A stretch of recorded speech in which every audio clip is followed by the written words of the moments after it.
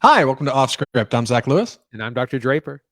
Today on the show, we're talking about Dungeons and Dragons Honor Among Thieves. We've gone and seen this Hasbro theme feature. We're excited to talk about it. We're also going to look at some upcoming trailers, things that are coming out that you need to see. I know we did Trailer Park just last week, but there's a lot of trailers coming out. There's a lot of movie news. We're getting into the summer of movies. It's a hot week. I was going to say April hit, and yesterday, tons of new movie news, posters, trailers, snippets, teasers, news just hit, getting ready for the big summer movie season.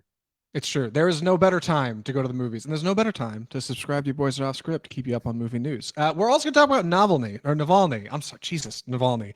This is a little-known documentary, I think, by the general public. It actually won Best Doc at the Oscars just this year. It is stellar. It is so great. It's about Alexei Navalny, a member of the opposition party in Russia. He was poisoned. There's there's spy espionage. Stick around for the Navalny review. It's great stuff. I keep wanting to say Navalny, and that's not it. Before we get to all that, we need to talk about the news. Before we get to the news, I need to do a brief introduction. We have a guest on the show this week, Andy, who I haven't introduced yet. Normally, I just start out with them. Who is it? Who could it be? It's my significant other, Christine, partner in crime. Hey. Welcome, Christine. Hello. I don't believe it. 211 episodes, and finally you're here. You've made it to the big leagues. How do you feel, kid? Fine, because you brought me on to talk about one of my favorite things in the world, so we're good. Yes. Andy and I are not Dungeons and Dragons players. I played in the past. Andy might have played in the past. I don't know. I haven't really. It's fine. But we figured if we're talking about Dungeons and Dragons, we need somebody who plays. Fortunately for me, my cool wife plays all the time. She's our resident expert this week. So for everything we can't answer about the game, she's got us covered. But before we get into Dungeons and Dragons, we got to talk about the news. Our first story this week, Shrek 5 is coming soon to a theater near you. At least DreamWorks is trying desperately to get it back in theaters. Puss in Boots, the last movie, did fantastic. Way better than I think they thought a legacy Shrek property was going to do. And now Illumination CEO and Despicable Me director Chris Meledandri says it's happening. And he also wants a Donkey spinoff movie. Andy, I know I posted this late to the outline. What do you know about this? Oh, gosh. Just that everything under the sun is being remade. We have a lot of remake news this week. But yes, they're going to try and bring back the original cast and reboot the Shrek franchise. Probably not, reboot the first movie or redo the first movie, but restart the franchise, start it anew, have a Donkey spinoff. The Donkey character was famously played by Eddie Murphy, so he would be back. And the rest of the cast still alive. Mike Myers and company still around. Alive. So, they like you said, with the success of the Puss in Boots film, they're looking to revive Shrek and milk this thing for even more money. I'll be honest, Andy and I have not watched the new Puss in Boots movie. It's not that we're against watching kids' movies on the show. Believe it or not, all our news stories this week are actually mostly kid-themed. And we do watch the occasional animated feature. We just kind of missed this one. There's a lot of stuff out in theaters, and we didn't really get a chance to squeeze it into the schedule. But it's streaming on Peacock. At some point, we're going to have to check it out. Maybe Andy can spring for a Peacock subscription. Yeah. Because he's between services right now in the best way. What do you? I don't know. Any interest in Shrek 5, Andy? I mean, I think it'll make money. I mean, not from me, but the thing with these younger properties is that the generational shift happens so much sooner. Basically every 10 years you can have a new one of these Shrek movies, and there will be kids alive who weren't around for the previous one. I don't remember when the Shrek 4 came out, but it was over 10 years ago, I think, at this point. So it's like you can remake these movies for a whole new generation much more quickly than kind of a more adult property where you might have to wait 20, 25 years or more to remake a property. Most importantly, Shrek has memes, right? It's got all the memes, like the meme potential of that movie. Shrek has weird meme magic where it's really, really beloved by younger generations, like younger millennials and Gen Z, many of which wouldn't have been alive when the original came out, but it's just like this crazy meme that shows up all the time and never seems to go out of style. So it's still relevant with the kids.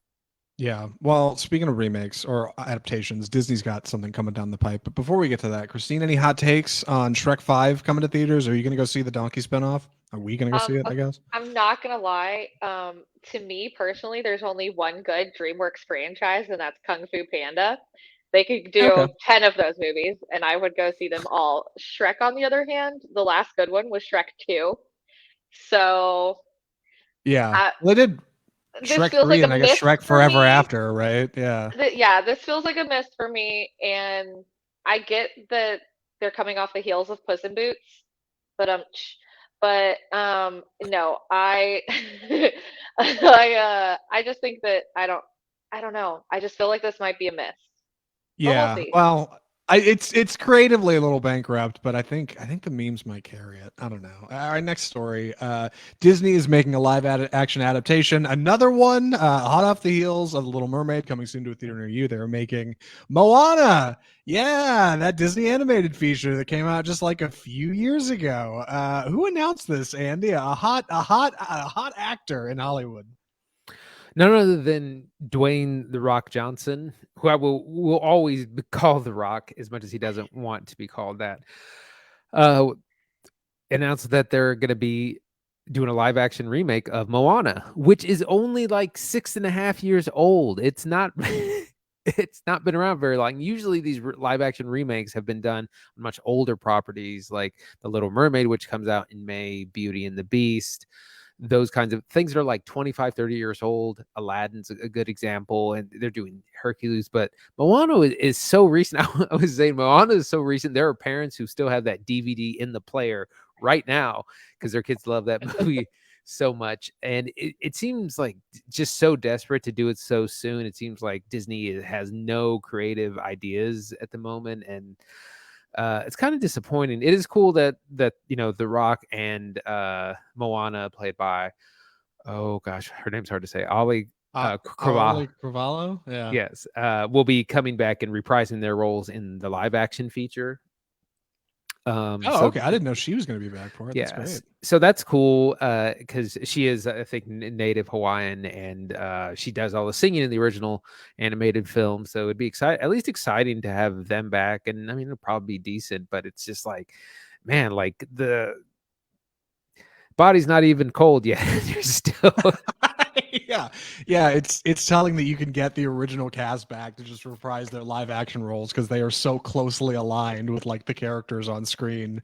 Because that's who they were cast to play, right? Like she was cast to play this young girl, and he was cast to play this big buff demigod, and here we are. It's weird, man. Like I know Disney's big on the live actions, and they're running out for sure of like they're running out of safe properties they can do on a big budget.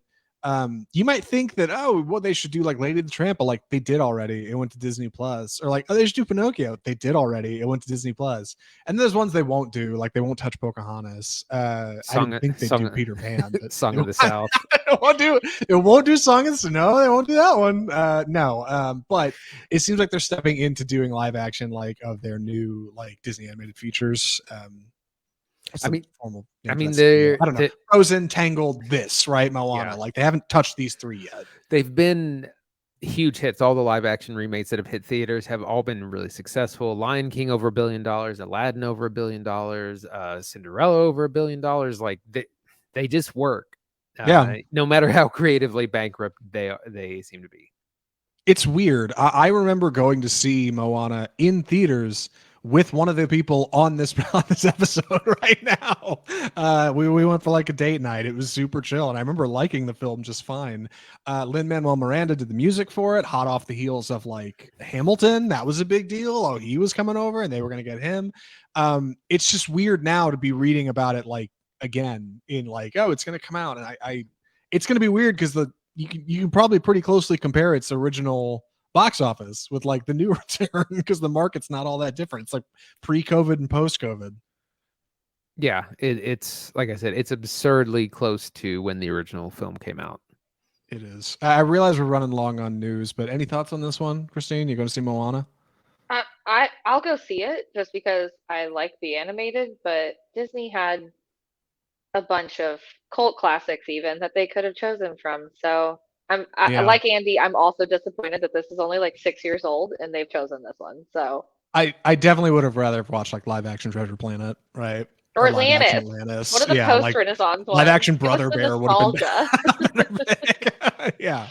Our last story this week, HBO may be doing a Harry Potter TV series. Ooh, and we don't talk about TV on the program, but this is directly related to Film like 8 adjacent. relatively large films and then 3 relatively forgettable ones. Yeah, film adjacent. Andy's right. What is this about HBO doing Harry Potter TV? Andy, what do you know? So they're looking to do a big series of the Harry Potter franchise, and where they would basically do each book in a season for each book. So there would be 7, possibly 8 seasons of the show, and they would just go book by book and start from the beginning. I mean, completely reboot it. I guess you could modernize, you would recast everyone. It's kind of weird on HBO though, because Harry Potter is largely an adolescent / kids property, and HBO is not known for that. So it would have to be a little bit more grown up, but also, yeah, it depends on who's your audience. Are you remaking it for Harry Potter adults, or are you trying to do it for the target audience of the original books? Who knows? That's all have to be worked out. But this is in the works, and HBO and Warner Brothers is looking to milk all of their properties, but especially Harry Potter. Their efforts to expand the wizarding world with Fantastic Beasts has gone really poorly, and so they're kind of going back to the drawing board. Yeah, I know they want to make money on Harry Potter, right? And it's like you've done the films. There is a stage play adaptation, given that's written by the author, but still functionally the same universe, same property, right? Harry Potter and the Cursed Child. There's an amusement park now, the Wizarding World, which is huge. Why not make a TV show, right? Like you got the spin-off series, you got the merch. Why not go that way? And young adult lit is very much being adapted into television. Netflix has been all over this, most recently with their series Shadow and Bone. HBO has dabbled with this. They adapted the Golden Compass to live action television. Fortunately, we have somebody on the show this week who is actually pretty well versed in young adult lit, believe it or not. Christine, hot takes on the Harry Potter TV show. Not really, honestly. No comment. Are you looking Honestly, forward? it's really just a no comment. Am I looking forward to it? No. Do I care that it gets made? No. Like, Yeah. Yeah, like, I think you people know, are. Yeah, I think people are really lukewarm for a few reasons. Like number one, the Fantastic Beasts movies didn't do that good. There was a pretty steep decline, like in ticket sales and interest, owing not only to its writer J.K. Rowling, but one of its stars, Ezra Miller, who had some pretty serious problems going into the third movie. Still does, but it's fine. Number two, we already saw the movies, right? Like with Daniel Radcliffe and Emma Watson and Rupert Grint and Alan Rickman and like a stellar cast that did a great job at adapting them. And number three, J.K. Rowling has had some issues on Twitter expressing political opinions that a lot of people seem to disagree with. And I think you could put all that in a swirl. And like, I just don't think people are going to be that into the Harry Potter show, you know? no, I mean, seeing as the game itself that just came out recently Hogwarts went up Legacy, like a yeah. firework, it exploded and everybody wanted to play it, and I haven't heard Nobody talks anything about it. Yes. It's about dropped it out. It's totally now. dropped off now. It went up, Yes. it went down. Like, Yes. Much like J.K. Rowling, it fell off. But rest assured, they're going to do something with it, right? Like Harry Potter is undeniably a popular property. Like something's going to happen, Yeah. right?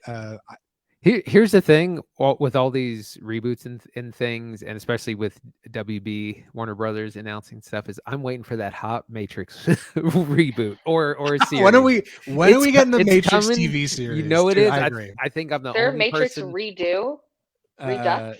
No, there's There you go. four Matrix movies. Yeah, the Matrix Redux. Boom, done. 4 Matrix movies in the Animatrix. I agree. Rich and exciting world. I'm the Why only not? one looking forward to it, but that's that's fine. I'd watch it. I'll watch it with you.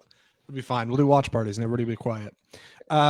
Speaking of rich, exciting worlds, we need to talk about our first film of the episode. I'm going to be taking the summer in this one, so please excuse my clumsy delivery. The movie is Dungeons and Dragons: Honor Among Thieves.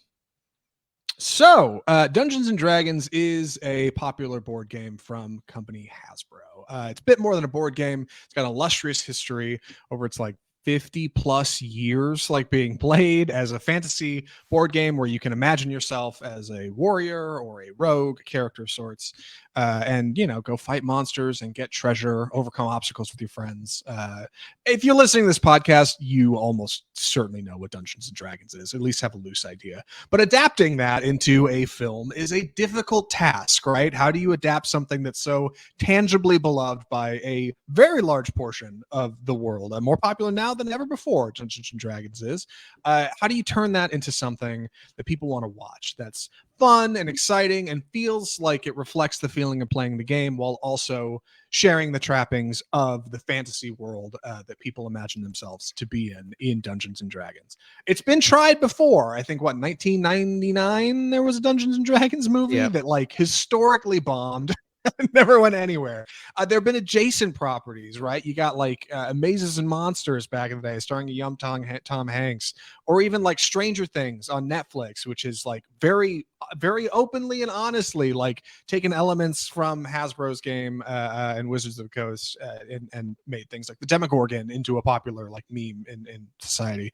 But making Dungeons and Dragons into a movie is no easy task. And directors Jonathan Goldstein and John Francis Daley set out to put together a core cast of individual, interesting, charismatic characters led by Chris Pine to become a group of thieves of varying origins, right? You've got Chris Pine, your kind of bard character who's roguish and comes up with plans, very charming. You've got Michelle Rodriguez as your barbarian character. Man, I'm really fumbling through this. I got to get out of this intro. You've got a wonderful cast of individuals we'll talk about in just a minute to become a group of thieves who are set out to steal an ancient talisman and hopefully bring a precious someone back from the dead. The movie is Dungeons and Dragons. Andy, what'd you think? I had a lot of fun with this. I was really surprised, or I didn't really know what to think. It had one of those kind of middle of the road trailers where there's some fun things, but like it could go either way. It could be a fun, enjoyable time, or it could be hot garbage. And luckily, this was on the fun and enjoyable time. We basically get kind of like a heist movie where we got to put together this team of different fantastical creatures, people. They have to work through personal issues as well as fantasy challenges, work their way. They got to get the thing to rescue the person, becoming friends, working through things on their own. And it's fun. There's really good effects. There's good action and adventure. It's really funny. There's a lot of laughs. There's a lot more laughs than I kind of thought. So it rides that careful balance of not being too into the fantasy world. Like it's not like Game of Thrones level where everyone's very serious and has like Shakespearean lines, but it's also not too like quippy or too relaxed, like kind of Marvel has become in the last few years. It hits a good balance. It's got a great cast. Chris Pine's really fun and really funny. I really had a good time. Christine, hot takes on the D&D movie. What'd you think? Oh, I loved it. I had a very enjoyable time watching it just because like Andy said, it's a fantasy heist. If you like heist movies, go watch it. If you like fantasy epic adventures, go watch it. But no, I personally liked it because it hit all of those core things that like D&D does for me. So with D&D, when you play just like at a table with your friends, it's very much you think that it's going to be like Lord of the Rings and serious and everybody's going to take everything serious. No, no, it is a comical adventure with all of your friends at the table, and that's what this movie felt like. It felt like a group of friends just sitting at a table that were playing a game that happened to be this movie. In fact, me and Zach discussed it afterwards that like we thought that it was going to like meta for a second and we might see like people playing the game, but no, it plays itself straight. It knows that it's a Dungeon Dragons movie. It knows the history of Dungeon Dragons, and it plays as a comical, fun fantasy adventure with a couple of errors in there that make it a fun movie to go see. Yeah, I think it's got like all of the elements that make a good like summer fantasy adventure Hmm. blockbuster, right? You've got big set pieces, like with large fantasy ideals, right? Like big towering cities and larger than life characters and magical artifacts and dungeons and a dragon and like Yeah. weapons and fighting. Like it's got all the things it needs to have visually. You have a great cast of characters. Chris, I was getting into a couple of them earlier. I got it up on IMDb. Chris Pine, Michelle Rodriguez, Regé-Jean Page from Bridgerton, Justice Smith, Sophia Lillis, Hugh Grant is in this movie. It's got a sense of humor. It's got action. It's got adventure. But like most importantly, I think the thing that really makes this movie work on at its core is its script. It's written Hmm. by directors Jonathan Goldstein and John Francis Daley, who may not sound particularly familiar. One of them is an actor. John Francis Daley was on Freaks and Geeks, and like you probably know him from Bones. He was one of the assistants on that for like years. But in his writing with partner Jonathan Goldstein, they've written features like Horrible Bosses and Horrible Bosses 2, Game Night in 2018, which got some cult acclaim. Spider-Man Homecoming is their biggest feature. They wrote that movie. So they've definitely got like some comedy chops, and they're pretty good at telling a story with like characters that are, you know, relatively likable, I think. And this is no different. Like, I think this movie works at its best because it's humored by like the world that it's in. It doesn't actually step outside of that. Like Christine said, I wondered at one point if it was going to be like he's gonna do like the Lego movie gag, or he's gonna pull out of the world and be like, oh, it's really a group of people sitting around a table Playing, playing right? Dungeons and right, or like Jumanji, but it never does that. Like it never, well, I guess I just said it doesn't. I probably should have said avoided that as a spoiler, but it's fine. It never like it never takes the time to be like, oh, this is really a game. Like it lives in the world it's in, and our characters, much like the Ghostbusters of all people, like they're goofballs. Like our core cast of like thieves are all goofballs, but everybody else in the world plays it straight. Like the world they live in is accurate, and this is just really how things are, right? Like this mystical land full of people and villagers and royalties and kings and dead people and mages and sorcerers. The world of Dungeons and Dragons is like very rich, and I like that not only is there a lot of it, but there's notably interesting characters along the way. A paladin they run into, or a battlefield where they raise soldiers from the dead to ask them questions. Like all of that helps it feel like grand and epic, and I think that stuff worked really good. I think part of what works really well is it doesn't require a lot of homework. This is a big issue that Marvel's really started to get into now, is that you kind of have to have watched all, if or half to all of the Marvel films to kind of know what's going on. And because, you know, characters will show up from other movies or other or plots from that are continuing, and it can be really hard for new people to get into. And Dungeons and Dragons does a really great job of just throwing you in the world, and you just know what's going on. You're like, these are the good guys, these are our bad guys, these are our conflict, these are kind of rules of our universe, these are, you know, the challenges and conflicts, and you can just step right in and know where you are, and it doesn't get too in the weeds and the lore of Dungeons and Dragons, like something like Game of Thrones kind of does. That it's difficult to get into. So like it's very, very accessible. Yeah. And I think one of the ways like it's so accessible is the characters. Like Chris Pine is incredibly charismatic as our lead Edgin. He just oozes charisma. Like you're just constantly kind of interested in what he's doing. And those backstory is a little fuller than I probably expected. I kind of figured he'd just be kind of a loner, and he's actually got a bit of an interesting something to him. He's partnered with Holga, played by Michelle Rodriguez, who's this like, you know, brutish kind of take no nonsense barbarian. Perfect for Michelle Rodriguez to play, right? Like this, not really thinking anything's particularly funny, not taking no shit from nobody.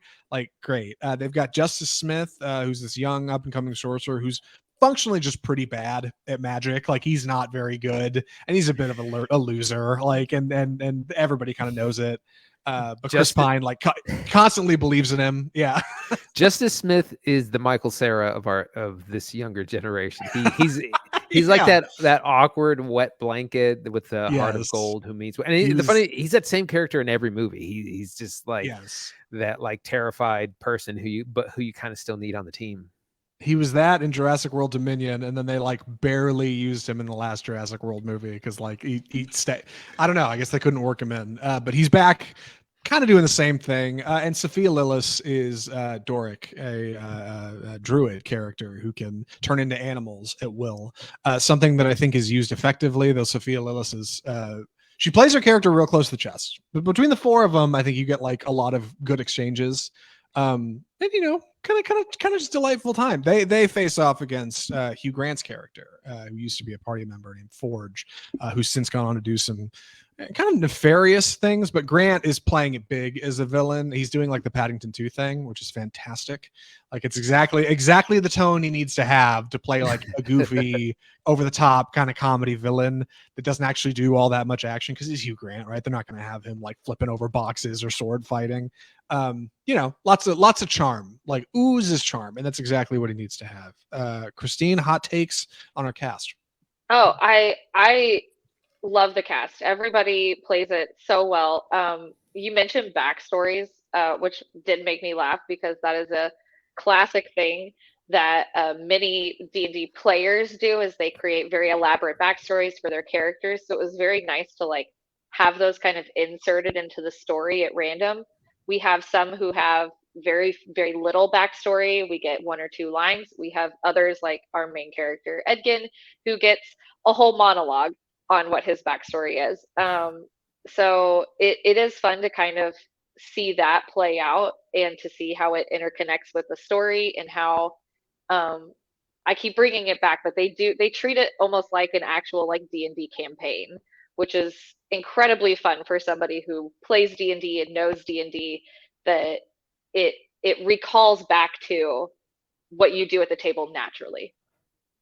Right. There will be moments where our characters have like very triumphant victories and also like embarrassingly sad losses. Your nat 20s and your nat 1 rolls. Yeah, like reflects the idea of rolling a high number in the game and doing well versus like rolling low and doing like horrifically poor. And that makes for like good comedy moments. That loosens it up. Additionally, like there's just that right level of snark. Like from all of our characters, they're just sarcastic enough to give each other a hard time and a bit of an elbow ribbing, but nothing like overly mean, which I think is perfect for a party of individuals. Absolutely. Yeah. Andy, do you know what this reminded me a lot of? That What's I think that? this might be kind of mapped after is the Wizard of Oz. Okay. You have your four main characters who are all kind of searching for heart, home, courage, brains. And then you have Forge's character is kind of the wizard, the man behind the curtain. It's not 1-to-1, but it reminded me a lot of that. Yeah, I like your comparison of like immediate characteristics for your party. Like I said, I thought it would be like Ghostbusters and Chris Pine's Peter Venkman, like who's just kind of like, yeah, I come up with a plan, but like never really has anything tangible to offer. But he's like the charisma, right? Like I really got a kick out of that, and I also compared it to. Of all things, Snakes on a Plane, which sounds silly, but hear me out. Snakes on a Plane is a movie that like pretty much plays it straight. They never have anybody look and wink at the camera. They expect the audience to get the joke that like, you're watching a movie called Snakes on a Plane, right? And like, they don't need to show you that on screen. They can just like, you can feel it as you watch it. And like Dungeons and Dragons Honor Among Thieves walks that line perfect. Like it lets you know that like, hey, this is a joke, right? And we're all getting kind of a laugh out of this. And we're here to have a fun time at the movies. And like in that way, similar to like John Wick, like it undeniably is a fun time at the movies. Like it's a little silly what you're watching, but you know that going in. Like, you knew that when you bought the ticket, I don't think anybody expects it to be Return of the King. And it's not trying to be. Like it's just trying to be a fun 2 hours, which for the most part it does, although it does feel a little long at a couple points. It does kind of begin to stretch out a little bit in the second act. It is 2 hours and 15 minutes. It feels about 15 minutes too long. And it turns into a little bit of a fetch quest. You got to do A before you can do B. And then you got to do, well, we actually need to do C before we can do B. And it does that a little bit, which I think is probably in the spirit of what you do in the game. You go through various dungeons. But it does get a little long in the tooth, but just in the second act. Christine, before we wrap up, I wanted to ask about like kind of some direct comparisons to the game. I know people have said there's a lot of Easter eggs that come from the game that like Andy and I probably missed. I mean, any you want to share without giving anything away? I don't know. What do you think? So if you've seen the trailers, you've seen, and you are a hardcore D&D fan, you've seen a lot of the thing. Like obviously there's a dragon. There are a couple of other like creatures and beasts that you might see. In one of the trailers, there's a mimic, which is basically like a box that's a monster, really. But some of my favorite things that I think when I caught them, I was very proud of myself for catching them. Were things. There is a Critical Role, which is a big like D&D channel essentially where a bunch of voice actors get together and they play in real life. It's huge within the D&D community, but there's a Critical Role reference at one point in time that Justice Smith's character does right towards his introduction. So just Critical Role fans, keep your ear out for that. Yeah. Justice Smith's character also carries around a bag of holding. He is constantly being like handed things, and Edgin constantly hold this, take this, and they're being It's a good handed gag. to Yeah. Justice Smith, and you're like, they're big things that Justice is having to hold, and so he's just putting them seemingly nowhere because they just sort of disappear from his person. But if you catch when they're running at any point in time or when there's kind of a party wide shot, he definitely has a bag of holding on his hip, which is kind of a nice little like, there it is.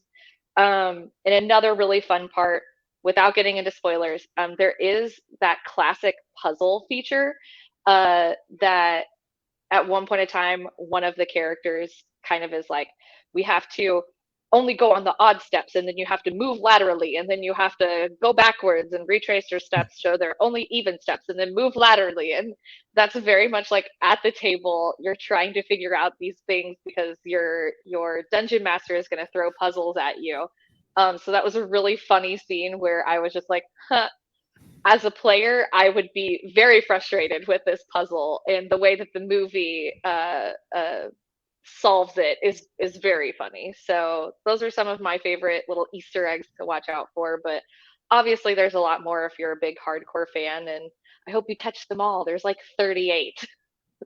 That actually reminds me of like this really charming element in the D&D movie where our characters will like suggest ways to solve a problem, and Hmm. some of the suggestions are like completely off the wall dumb, Oh right? yeah. Like, or Oh others yeah. will be like really clever and like in a way that's so clever like nobody would ever think to go that way, and like that is very much reflective of like solutions at the table. And somebody's like, well, how Yes. are we going to steal this bag of gold from this lord? Well, we could rob him in the night, or we could sneak into his place and take it, or we could plan a little heist and get it from like that actually makes for a really fun time and gives your characters like a lot of room and creative space to Hmm. grow. I think is like lift them off the screen and make them a little larger than life. And like ultimately that's something this movie does really well. Like it makes everybody feel big. It makes the world feel surprisingly like robust. Hmm. You could totally see them making another one of these, like in the same vein, same world, same sense of humor. Like I think Jonathan Goldstein and John Francis Daley may have cracked the code a bit on like what kind of cinematic voice and audiences. This might be the way to go. Any other thoughts I think I'm Uh, ready. yeah, no. before we wrap this review? To say we probably got it all. Andy? I would definitely recommend this to most people, friends and family of all ages. It's a lot of fun. There's good performances. It's funny. It's lighthearted. It's both. It strikes a good balance where it's not too serious or also too lame or just too casual. Very accessible. And I was thinking about this, with family films being out right now. The other big one is Shazam, but I would much rather take people to see this than to watch Shazam: Fury of the Gods. So highly recommend. Christine, would you recommend the D&D movie? Rolls a natural 20 in my eyes, so Wow. I Look at I, that. I Look at loved that. She's a it. natural. Boy, yeah, you should have been podcasting this since day one. Perfect. You should start your own show. Yeah, I would say the same. I think the D&D movie is like surprisingly fun. I was definitely skeptical. I think the first time I saw a trailer, I was like, I don't know. It seems a little ham-fisted. But come trailer 2, I was a bit more charmed, and I'm pleased to say that like it is better than it looks. Like the D&D movie is surprisingly fun. Take it easy, kick back, relax with a bucket of popcorn, and watch Dungeons and Dragons: Honor Among Thieves. With that, we need to move into our next segment. Normally, this is where we talk about what's killing cinema or some upcoming trailers. But I need to ask our wonderful guest, Christine, do you want to stick around and talk about some trailers? Do you want to get out of here? Where are you at? I'll go ahead and talk about trailers, and then I'll dip after that, if that's Perfect. cool. Andy, what do we call this segment? It's time for the trailer park. Perfect. So how do we want to split this up? Because normally we just kind of go back. Oh, you already got it. I'm talking about Asteroid City. So Asteroid City. Andy's on the outline. So Asteroid City is the new Wes Anderson feature, who's reportedly putting out 2 movies this year. Asteroid City stars Jason Schwartzman, Bill Murray, Tom Hanks, and a host of Wes Huge Anderson classics. Yeah, if they've been in a Wes Anderson movie, they're probably in this one. Owen Wilson, Tilda Swinton, Jeffrey Wright. I can't even think of everybody. Scarlett Johansson. But Scarlett Johansson. Asteroid City is a movie about a father with a couple of kids who I think their car breaks down on the side of the road and they end up in a small town in what looks like rural Utah out in the desert called Asteroid City, where an asteroid fell years ago. But while they wait out there for the car to get repaired, some strange happenings are afoot. And they discover that not is as all it seems in Asteroid City. This is a Wes Anderson movie. If anything, I've been seeing it getting roasted for looking like the most Wes Anderson movie ever. My man has a style. He shoots 1-point perspective. He puts all these pastel colors. It's his whole thing. Andy, what do you think? I'm a little conflicted on Wes Anderson because every movie does look the same. He does a lot of the same stuff. And there's, where the line is between style and then just redoing something you've already done is hard to decide. But the content of his films is usually really unique, and it does explore different themes in each movie. They just all kind of look and sound the same. That's the only thing that I don't like. This looks fun. It looks entertaining. It's got an amazing cast. I'll go through this: Jason Schwartzman, Scarlett Johansson, Tom Hanks, Jeffrey Wright, Tilda Swinton, Bryan Cranston, Edward Norton, Adrian Brody, Lee Schreiber, Hope Davis, and there's still more. It's just this massive cast. It looks fine. I just wish he would do something else. Like, that's great. He's, created this, his creative style is very unique, but I would love to see him grow and change and do something new. So I hear you, and I totally agree. But I definitely have consumed the Wes Anderson Kool-Aid, and I think this is great. He should never change. The thing is, like, I've got a weird relationship with directors who are super stylistic, right? Because on the one hand, you want them to do something new, but on the other hand, you never want them to get too far from where they came from. When I think of Wes Anderson, I think of like Tim Burton, who like for years was making like very unique features. Nobody else made a Tim Burton movie like Tim Burton. I don't know if anybody can. But now he doesn't do that at all, and he's completely fallen out of it. And like in a weird way, I miss it. Like I miss weird, gross, dark movies, right? Like I miss that Sweeney Todd aesthetic, and I hope he comes back to it at some point. Wes Anderson has just kind of gone the opposite way. He's got a style, and by God, he's not changing it, and nobody else does it the way he does it. He's like Michael Bay, right? Like in a weird way, I kind of respect that. Obviously, Michael Bay has grown. He's doing other stuff now. He's doing drone shots, but I think it looks cool. Hey, Christine, thoughts on Asteroid City? Oh, I'm excited to see it. Like Zach, I'm a more recent Kool-Aid drinker of Wes Anderson, but I absolutely love him. I'm super excited about the cast. It looks a lot of fun. And honestly, instead of getting that, yes, there are pastels, but we're getting something out in the desert, and that seems a bit more like kind of mystery and honestly, a little bit more horror, dare I say. Definitely like lots of folk music, right? Yeah. Like lots of whistling. That's something I would love to see. Actually, like a horror movie in the Wes Anderson style. I think it'd probably be amazing. Honestly, yeah. it might be this. The vibes that I was getting from it might be a little bit, I don't know. That's just what I was thinking, but we'll see. Andy, what's next? Blue Beetle.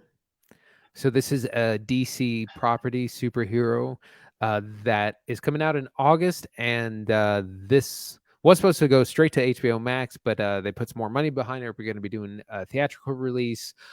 We meet teenager Jaime Reyes, played by Zolo Maridueña, who it's kind of complicated, but he gets like discovers some nanotech at like some firm he works at.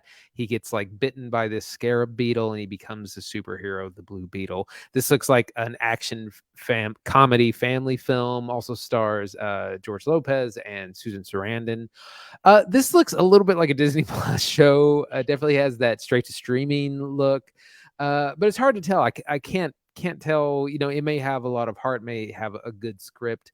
It looks all right. We'll see. It's an August release. That's usually coming off the tail of summer, so it might be a good place for it. Yeah, I'm in the same boat on Blue Beetle. Like, on the one hand, it's easy to be skeptical and be like, "Oh, this just looks like any other comic book movie."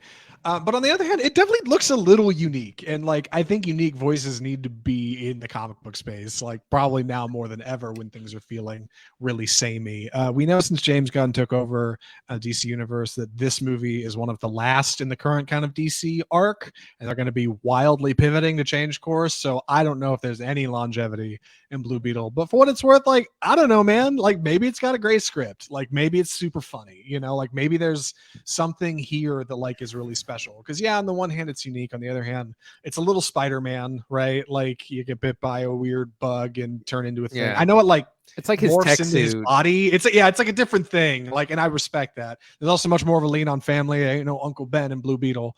Like, I think in that way, like, I don't know.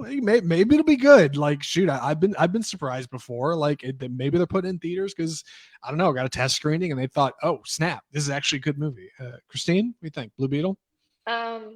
I definitely like the diversity that we're finally seeing from the DC universe, considering we've had that in Marvel for a while now. But it looks like a good little action flick.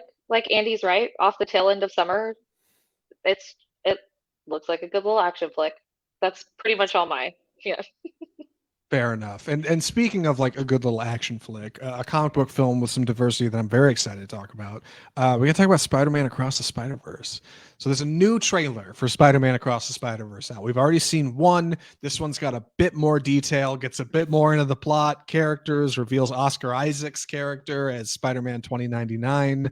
It is continuing the story of Miles Morales, mild-mannered New York kid who has recently become Spider-Man in the events of Spider-Man Into the Spider-Verse, and is now a few years older and is a bit more stressed because he's realizing, like all Peter Parkers, that being Spider-Man sucks and nobody likes it. And it's a very hard job. And it's then when he is pulled into the multiverse by an old friend and discovers that not only are there many Spider-Men, but that one in particular has a real problem with them. And I don't really know a lot about it, but I know that's what's going on. Andy, what do you think of this trailer? Man, this looks so good. This is one of the movies I'm so excited for. I love the first Spider-Man Into the Spider-Verse film from several years ago. It won Best Animated Feature that year at the Oscars. I love the art style. We're gonna get way more spider persons than we did in the previous film. And it's going to star Oscar Isaac, who's kind of a good guy and bad guy. He is a Spider-Man himself, but he also he doesn't want, at least from the trailer, he doesn't want the Spider-Man we know, played by Miles Morales, to kind of go back home. He's like, no, we need you for something, and if you go back home, it's going to ruin like the multiverse or something. And so he's trying to prevent him. So it actually creates this civil war kind of Spider-Man versus Spider-Man conflict that's brewing. I think that's gonna be a lot of fun. Steen? I full-heartedly agree with Andy. I'm 110% behind this film. Yeah, I think it's going to make a bunch of money. Yeah, it'll be great. One more on here, Andy. You want to tell people what this is? All right, we got a full trailer for Barbie, the film, live action film based on the popular toy by Mattel. We had seen a very, very short trailer before that had a great 2001 introduction. This time we get a full trailer. We don't really get a lot of plot, but we get a good view of the world and the cast. And this movie is so much bigger than we had originally thought. There were so many people in it. It's got a huge cast, including, of course, Margot Robbie and Ryan Gosling, but also Helen Mirren, Will Ferrell, Michael Cera, Emma Mackey, Simu Liu, Dua Lipa, Kate McKinnon. I mean, there is just 1,000,001 Barbies and Kens in this, and it just looks really fun. And like the world is eye popping. It looks like the Mario movie, but in live action. Like everything is just this hot neon pink, and I think it's going to be massive. And it comes out the same weekend as Christopher Nolan's movie Oppenheimer, and I think Nolan's in some real danger of getting crushed by this because like the hype is in orbit. Yeah, July 21st, both Oppenheimer and Barbie come out, which is insane. I also think it will pull numbers from Oppenheimer. If Oppenheimer picked a different weekend, I think it would do better, but it's fine.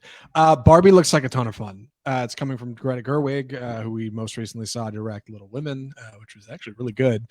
She wrote the script along with Noah Baumbach, longtime collaborator, who was the director and writer of Marriage Story, who we also watched on this show. Both those episodes you can go back and listen to, but Barbie looks great because it has exactly that level of like tongue-in-cheek that the Dungeons and Dragons movie has, maybe even more so, because I think it's got a bigger budget and it's certainly got a bigger cast. Ryan Gosling is a delight. My man has comedy chops, and everybody who doesn't believe it, like, dude, you missed out. He's so funny. Margot Robbie is great. Simu Liu looks fantastic. I can't wait to watch Issa Rae as President Barbie. Like, it's going to be awesome. Even Will Ferrell as like evil businessman, right? Like, it's going to be great. Like, He's back as Lord Business. He's back as Lord Business. I have not seen a bad trailer for this yet. I will be so crushed if that movie comes out to horrible reviews or something, because like it looks like it has everything going for it. Christine, what do you think? Oh, I'm in love with it. I have seen the posters first before I watched the trailer, and the cast alone is absolutely stunning. I think the hits for me were Kate McKinnon as the Barbie that could do the splits, and Nicola Colin as this Barbie as a diplomat. It looks highly feminist and so fun, and I love Greta Gerwig, so I'm just super freaking excited for this one. Not to mention, I saw in the cast list Hari Neff, prominent trans actress who Andy and I last saw in Assassination Nation, who was super good in that movie. Oh yeah, yeah, like she's one of the Barbies. I'm like, man, this is great. Like, I Barbie can't wait to go watch doctor. Barbie. Yeah, I don't know which one I'm going to see first that weekend. Like, I don't. I mean, how could you pick right between Barbie and Oppenheimer? Like, which one gets your favor? It's got to be Barbie, man. It's going to be honestly. What we need to do, we need to get tickets to Barbie and see if we can lock down like a weekend showing for IMAX Oppenheimer. That's the money. Like, yeah, that's for sure. It's one of those things though. It's going to be the perfect storm of a summer movie because it definitely has a lot of family appeal. So you're going to be able to get younger demographics as well as anyone who's ever played with a Barbie in the last 60 years. Yep. So you're gonna get everyone. Oppenheimer is gonna be a lot more targeted. It's a more adult, mature movie. What do you want to go see? Like the fun, bubbly, like comedy for starring Ryan Gosling and Margot Robbie, or like the invention of the atom bomb and the horrors of death incarnate? Like Chris Nolan is going to be so pissed if Barbie just steamrolls his movie. Oh my god, I can't wait. The content's going to be amazing. With that, we should probably move on to our next film. I'm actually really excited to talk about this one. If you stuck with us through here, please listen. This is a super cool doc. But Christine has not seen it, so I should ask her to leave. Thanks for joining the show, Christine. I appreciate it. No, thank you for having me. Absolutely. I will see you in a few minutes when we're done with the episode. Yeah. So, yeah. All right. Talk to you soon. Bye. Bye, all.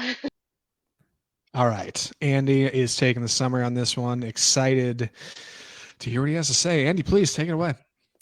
Navalny. So this is the recent Oscar-winning documentary about Alexei Navalny, who is the Russian opposition leader to Vladimir Putin. This was directed by Daniel Rosen and is a CNN film and documentary.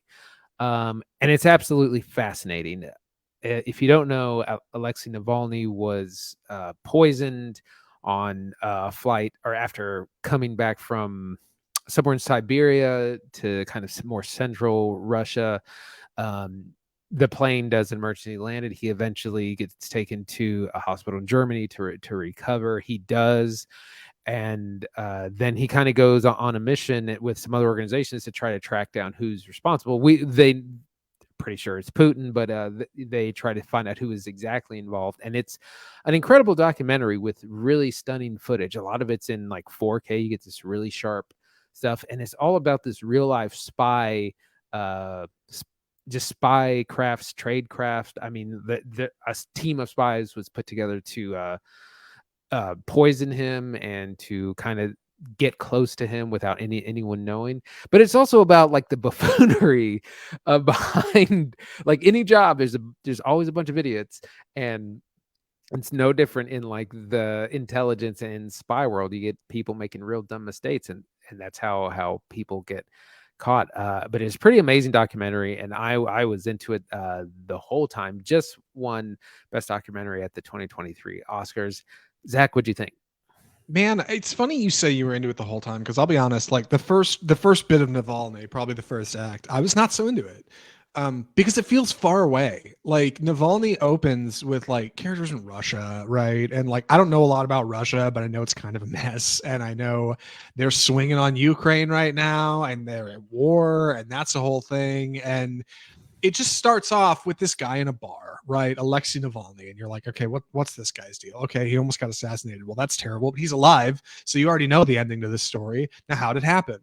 But like, is Navalny starts to like tug on that string a little bit, just pull on that thread of like, how does somebody almost get assassinated but survive? And then who tried to assassinate him? And then how they do it? And then what do you mean that probably came from their government? You start to realize that like Alexei Navalny is not simply like a man who survived an assassination attempt. He's the leader of an opposition party to a country that very much does not want opposition at all. Like Russia is not a democracy. Like they do not believe in the voices of the people. Like they're an aristocracy or an autocracy. I'm not even sure. But what they are is run by Vladimir Putin, who very much does not believe in the opposition party and has no interest in Alexei Navalny rising to any kind of power. The doc trailer explains that they won't even say his name. The Kremlin won't even speak the name Alexei Navalny. But he is very much the leader of a large group of people. We see him at rallies. We see him at large events or organized events where he's speaking into a megaphone about the problems with Russia and how he wants things to change. And what's shocking is Navalny so perfectly not only solves the question of who attempted assassination on Alexei Navalny, leader of the opposition party, but also raises the question, what does that mean for Russia? And what does that mean for like a nation of people who aren't heard? And what does that mean for this guy who not only is supposed to be their voice, but is a father and a husband, and like was nearly killed, and since has to go back to his country that very much is hostile towards him to try to fight this good fight that he believes in? Like, it raises him on a pedestal that I didn't expect. And by the end of the third act, while I started the film mildly interested, like I could not look away from the screen, like demands attention, right? Sat me up in my chair. This doc is so cool, dude. It's so cool. I'm so glad we watched it. This is the kind of bold cinema we need on this show. So I'm excited to talk about Navalny. Andy, I was way too long of an intro for me. Where do we start? Well, we can start with a little bit of our plot outline. So it starts with a very kind of frank question, an interview with Navalny, where they say, do you have a message for the people if you are killed, if you end up dead? And he's like, Yeah. whoa, give me a second. But basically, he goes out to kind of rural Siberia for a political rally, and on the flight back, he becomes really ill on the plane, and there's footage, cell phone footage of him like yelling, kind of moaning in pain. The plane ends up making an emergency landing, and he's taken to a Russian hospital, which is not real safe. Eventually they get him out, and he goes to a German hospital to recover, which ended up saving his life. And this was what kind of foiled the whole plan, was that if the plane hadn't stopped, they assumed he was just going to die on the plane because the poison was going to take enough time. But since it made the emergency landing, he was able to survive. And then, like I said, the kind of second act is the search. We meet some fascinating characters who work in information brokerage and who know a guy who knows a guy or can find a guy to pay a guy to get information we need. And that's one of the really fascinating parts of spy work, is really about finding the person who knows something and paying them and giving them money. A lot of it's very crude in that sense. It's not, Mission Impossible fake disguises, sneaking into offices and things like that, but it's just incredibly fascinating. What did you think? Yeah, one of the most interesting trappings of this film is its setting. Russia feels like an alternate dimension because it's like so close to the world you and I know, right? People are on iPhones and they have the internet and they got coffee shops, right? Like in cars, and like it is the world as we know it. Russia is not all that dissimilar, at least in size, to the United States. So you can understand that parts of their government have to trickle down to kind of the normal culture that you see in this film, right? Like people on the street, like going to work, right? Going home, kids hanging out at playgrounds. Like it's not all that different. But then you start to see kind of like the finer trappings of what's under the surface, like publicly accessible records of like what would normally be private information. People being able to like discern secrets, right? Spycraft, like from very easily accessible like data brokers who will just sell you information over the phone, like with just the exchange of a credit card. Like it is so close to the world we know, but it's like looking through a looking glass to an alternate dimension. And I think what's so great about the first half of this movie is that you do get some genuine spycraft. Like you get Alexei Navalny and his team like genuinely investigating. How did this happen? Who was on the plane? Well, let's see if we can get the flight manifest. Oh, we can. Okay. Who was on there that checks out with this other record that we have? Okay. Well, what if we talk to this person? And like the first half of this, like 90-minute doc, it's a very efficient documentary. Like I think it's 90 minutes. Now that I say that, I don't actually know. It's a little bit longer, 100 a little bit minutes. longer. It's fine. The first half of it like is a really interesting dive into what the hell happened, how did it happen, can it be stopped if it happens again? What kind of danger are this man and his family actually in? And it turns out like they're in very real danger, but the answers aren't all that far away. And I was stunned at how far they got in the doc. Like getting to the bottom of this. It's wild footage, genuinely great content. Yeah, but one of the things they talk about is that, the Russian government will not help them with this investigation at all, obviously, or any organization. They can't get files, they can't get records, they can't get CCTV footage. All that stuff is locked down and no one's getting it. But, they do bring up that, everyone who kind of guards a lot of that stuff is like a minimum wage employee or not that far off. And if you can just get in contact with the right person, and this is where they use this really fascinating concept of information brokers, where this organization finds a guy in the dark web and says, hey, we need flight manifest, phone records, hotel records. Can you get it? And how much does it cost? And I mean, they're spending hundreds of thousands of dollars for this kind of information. But then they do, and they eventually cross-reference out all of it and find out who's responsible. And it's an amazing thing. And also how amazingly idiotic a lot of this spy stuff is. Sometimes he tells this great story of Moscow 4, where someone high up in the government had their account hacked because the password was Moscow 1. So then he changed it to Moscow 2.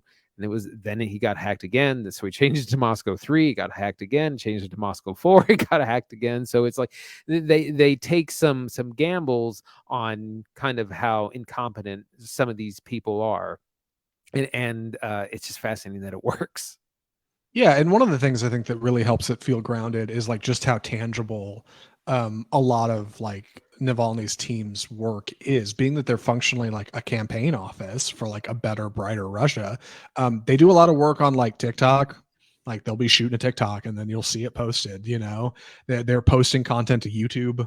Like they're streaming on Twitch. I think at one point he's on Twitter. Like you just see like very tangible social media engagement, like with what they're doing. That is how he speaks to the people. So watching that stuff, like you can see it through your lens in America here. You can see how it looks on our side and how you would see this person as functionally a political figure, right? Just like anybody else who's campaigned for office. The difference is like how harrowing that is, like in Russia, like in another country, where you don't have a lot of the same, you're not afforded a lot of the same what am I trying to say, or protections that you get here in the United States. And that's chilling. Like, because while the first half of this is, you know, an interesting and albeit gripping dive into just what happened and the truth, like the second half of this doc takes a harrowing turn because it reminds us that, like, not only is Navalny a real person, like he's got a kid, man, like who they interview for the movie, and his wife is there, and he's in exile and he has to go back to Russia. I say exile. He's really kind of just not in Russia for his own safety, but ultimately, like, he has to go back to the people. And like, what does that mean? Like, when this man has to go back to a country that half the people want him and half very much don't, are willing to kill him. Like, it's horrifying. It's terrifying. Like the implications of that. Yeah, was actually reminded. I was reminded of Nelson Mandela, and that's not a comparison I make lightly at all about anyone. But he's really, he cares about his country, and ideally he could probably stay in exile and claim asylum, and maybe that was the point. But he chooses to go back for the country and for the people, knowing he could very well be killed and targeted again. And also his family. Yeah, I wanted to mention his family is in the documentary quite a bit. Because they have footage from like the minute he's been poisoned when he's first taken to a Russian hospital, and his wife Yulia is there instantly trying to get him out, trying to see him, and like the doctors won't see him, and they'll be like, no, he's still recovering. We can't take him out. It's not safe. His daughter Dasha is also. She speaks a lot in the documentary. Just about the situation. You see her in a lot of the footage as well. So his family is very much at the forefront of this too. They're not in the background at all. And I mean, they're very much not only potential victims of these kinds of assassinations too, but they're very much going to be affected by whatever happens to him. And it's an even more dangerous position to be in. I think one of the things that really surprised me about this, as I kind of wrap up, because I don't want to give too much away, is how well this movie like transcends language. It's not easy for any film to do. Most recently, a film that I really enjoyed was Drive My Car out of Japan.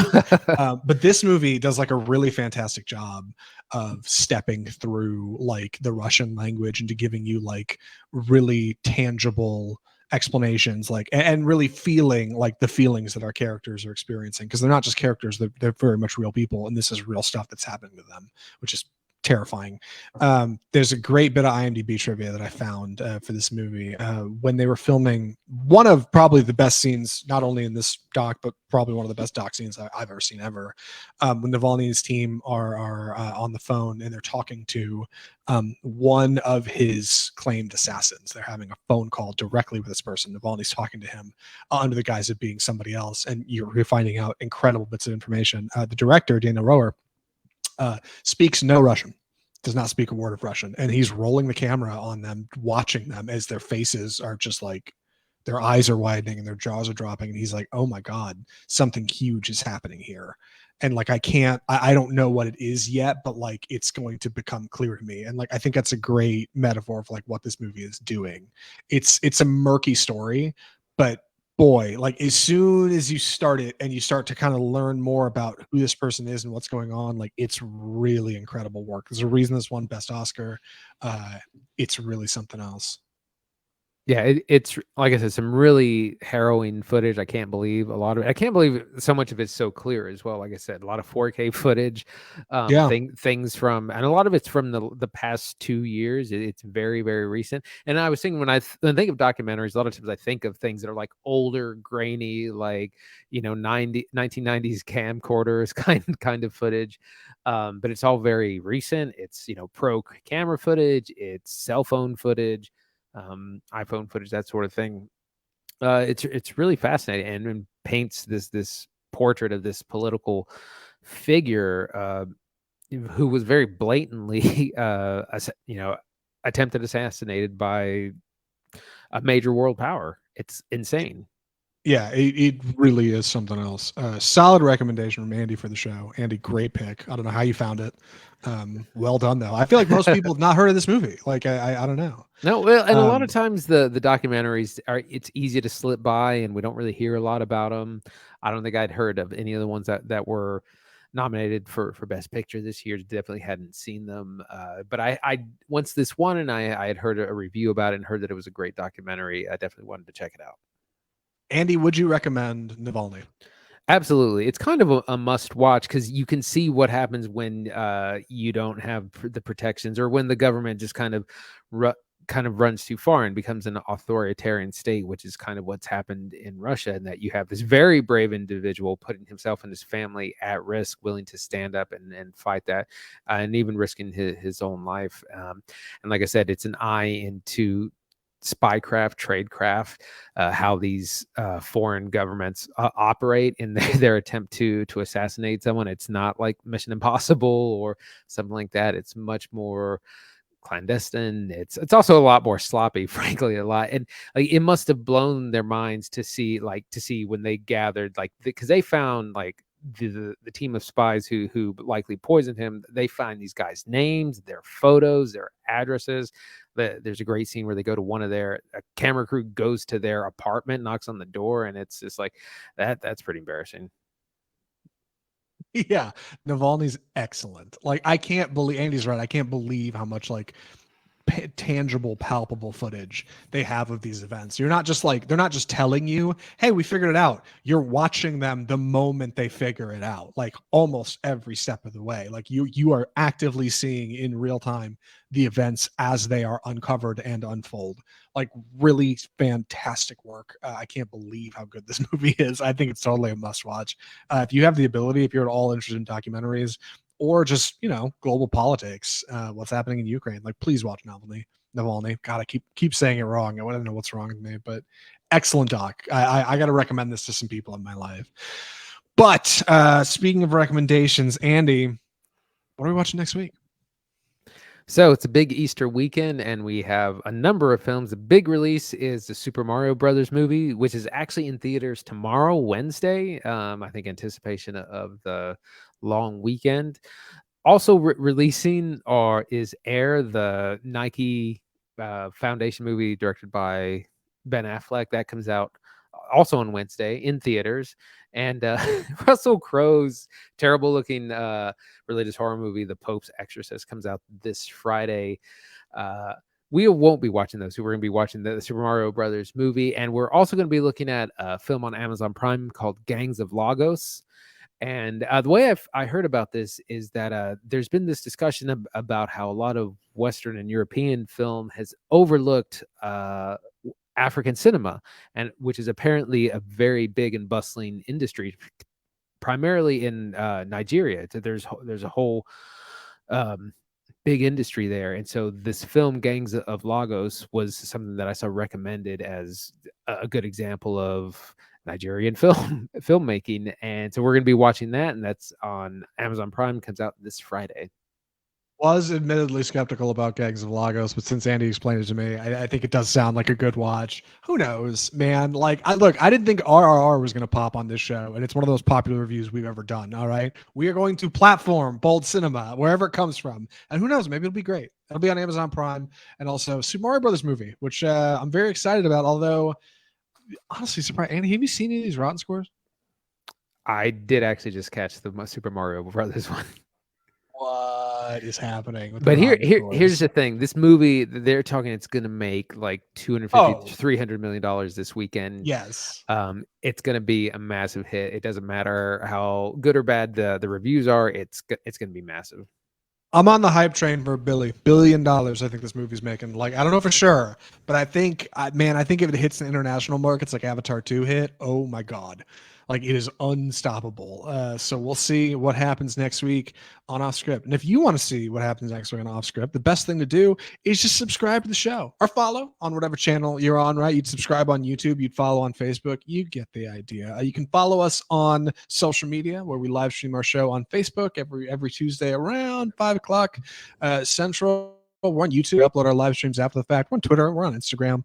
We're in all those usual places, and you can check us out there. You can also follow us or subscribe to us on podcast platforms like iTunes or Google Play or Spotify or iHeartMedia. You may be listening to us on those right now. And if you are, hey, good to hear from you.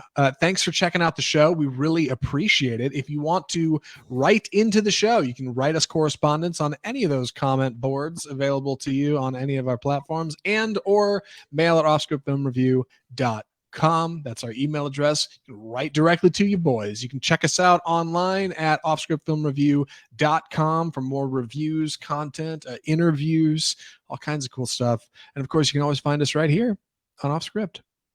With that being said, I think that covers all the bases. Episode 211 in the bag. It's everything from Offscript, the home of bold cinema. I'm your host, Zach Lewis. No, I'm Dr. Draper. Thanks for